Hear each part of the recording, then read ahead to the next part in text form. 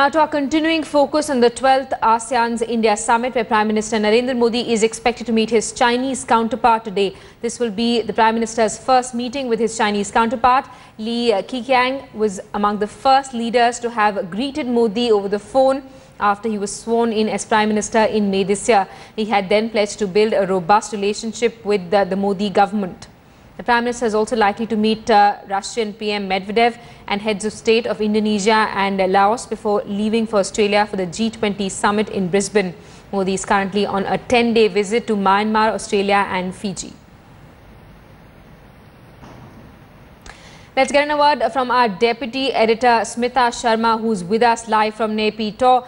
Smita, the Prime Minister met US President Barack Obama on the sidelines of this summit. He was also praised by Obama, who called him a man of action. The Prime Minister expected to meet his Chinese counterpart today. What's on the agenda?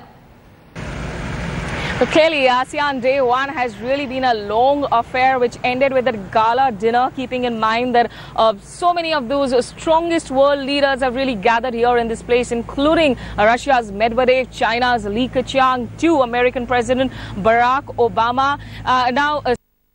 Of course, there are those bilaterals that have been lined up as far as Mr. Modi is concerned. He will be holding a structured dialogue with the Chinese Premier Li Keqiang. And all sorts of controversial issues are expected to come up on the table, clearly, because there have been those border controversies and they even continue to be reported every now and then.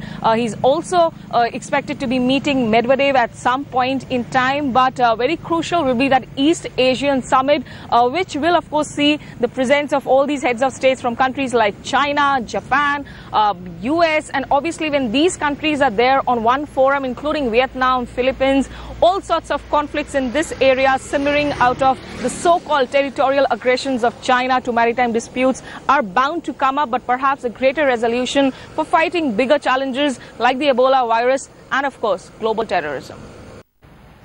And Smita, Modi's look-east policy being appreciated by world leaders. The Prime Minister also looking to boost ties with Myanmar as well.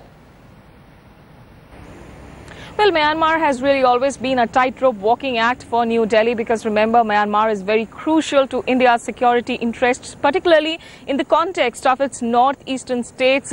There is a long working boundary between the two countries, and that was one of the primary reasons why, even when the West had boycotted the military junta in Myanmar some years back and economic sanctions had been imposed, New Delhi had continued to engage with the military junta then. Now, of course, in Myanmar, or Burma, as most people would still call it, there is a so-called democratic government, but really there are questions still being raised about the internal democratic reforms, the processes, the fact that somebody like an Aung San Suu Kyi, whose party actually managed to secure many seats in parliament, that National League for Democracy, but still there are reasons being cited that she cannot really run in the race as far as the 2015 elections are concerned, are issues that did come up on the table. And New Delhi, as a champion, as an advocate of democracy, it definitely finds itself taking that cautious approach to ensure that there is that right balance between being a voice in support of democracy and also ensuring that its foreign policy objectives are really dictated only by its own interests primarily.